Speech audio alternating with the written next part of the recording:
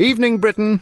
Welcome back to Political Pisstakes UK, where the left's outrage is endless, the scandals are mostly manufactured, and somewhere George Orwell is rolling his eyes at the state of modern socialism. Let's unpack the week in politics. Or as the left calls it, how can we be offended by common sense today? Labour, yes, the party that romanticises the glory days of council estates, is now slashing disability benefits because apparently fiscal responsibility is only bad when the Tories do it. They're targeting personal independence payment, the very support they once claimed was sacred. Hypocrisy, anyone, but don't worry, it's not about saving money, and it's modernisation. Because Labour's solution to everything is a rebrand. If there's one thing the vulnerable need, it's more bureaucracy and PowerPoint slides. Starmer claims it's about cracking down on fraud. Translation, punish everyone for the mistakes of a few, because if you've got anxiety and an Xbox, Labour thinks you're living the high life. Next, they'll have you running laps at the job centre to prove you're worthy of a tin of beans. Fail the Labour fitness test. No beans for you, comrade. Meanwhile, Reform UK, the party actually saying what many Brits are thinking, had a bit of drama. Chairman Zia Yusuf rage quit after a burqa ban was suggested. Apparently even common sense is dumb now, which is ironic since Reform's just saying what the silent majority are too polite to tweet. It's like inviting Piers Morgan to dinner and being shocked when he tells the truth. Let's be honest, Reform's just voicing what Middle England mutters over their microwaved lasagna. They're not far right, just refreshingly honest at barbecues. Now, Kemi Badenoch is floating the idea of leaving the European Convention on Human Rights. About time someone had the guts. The Guardian naturally had a meltdown. Lib Dems called it authoritarianism, because nothing says freedom like unelected European judges telling Britain what to do. The rest of us wondered, wait, we're still in that thing. If the ECHR had existed during the Blitz, they'd have filed a noise complaint. Welcome to 2025. If we need Strasbourg's permission to deport criminals, maybe the system's overdue for a reboot, but sure. Let's keep housing them in premier inns while British families sleep in cars. That's progressive equality for you. The government's climate plan, at least the Tories try to balance the books, unlike Labour's fantasy land.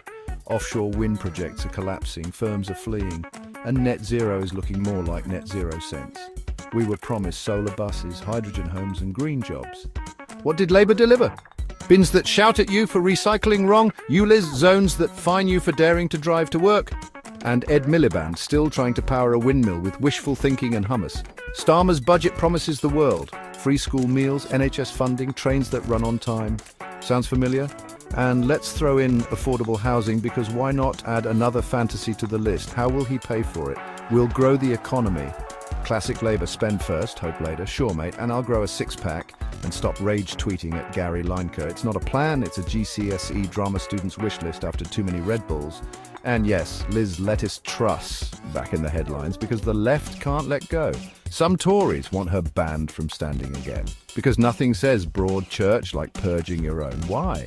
Because she dared to challenge the Bank of England's groupthink. The same Bank of England that missed inflation, printed money like confetti, and blamed everyone but themselves. Say what you want. At least Truss actually believes in conservative principles. Compared to Rishi's government, which is Labour light, Truss was a breath of fresh air, even if it was a bit gusty. She didn't always deliver, but at least she made some noise. Now Kemi Badenoch may or may not have offered Indian workers a national insurance holiday. She says she didn't. India says she did. Somewhere a civil servant is crying into a 400-page trade document, but at least the Tories are out there making deals.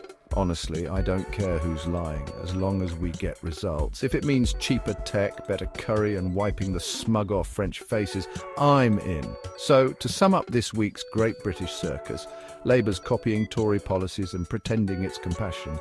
Reform's offending the easily offended by telling the truth. The Tories are finally remembering what a backbone looks like. Liz Truss is still the villain in a story the left can't stop rewriting. And net zero, it's going to leave us broke, cold and still lectured by Labour. This isn't a political party system, it's a game of who wants to be slightly less woke. But don't worry, as long as we've got satire, sarcasm and a few right-leaning TikTok rants, hope's still alive, even if it's being taxed. This was Political Pisstakes UK. Like, follow and share before Ofcom decides free speech is problematic. Now, if you'll excuse me, I'm off to apply for personal independence payment before Labour turns it into a Marxist escape room. Cheers. Credits. Written and performed by Political Pisstakes UK.